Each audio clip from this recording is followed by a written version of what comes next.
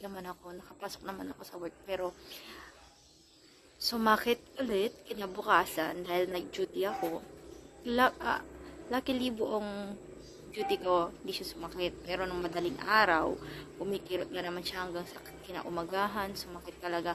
Nag-decide na ako magpa-check ulit sa dentist ko. Gusto ko lang isama kayo sa journey ko na to kasi first time ko talaga to guys, as in never pa ako nagpabunot ng ngipin, never ko pag na-try yung mga root canal kinemi na yan.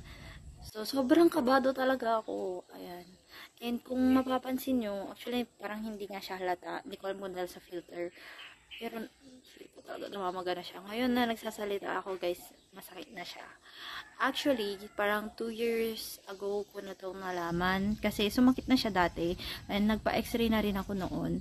So, dati okay pa siya. Pero, dahil tolerable naman yung pain, hindi ko siya pinapagalaw. And dahil number 1 talagang reason ko is takot ako. Secondly is syempre yung monetary na kailangan. Kasi minor operation nga siya. So, medyo pricey siya compared sa mga dental services na ina-avail natin. Monthly, ganun, diba? So, this is it guys. Pupunta na kami sa dentist. Good luck to me.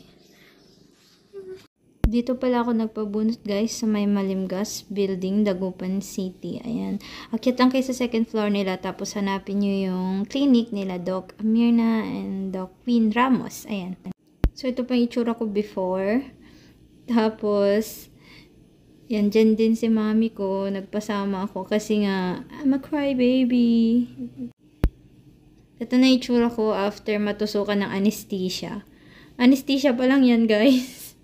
So, inantay lang namin umepekto. Ito na yung after, kung mabunutan, natanggal na nila. Yung parang kinawawa yung mukha ko dun. See you on the next video. Bye!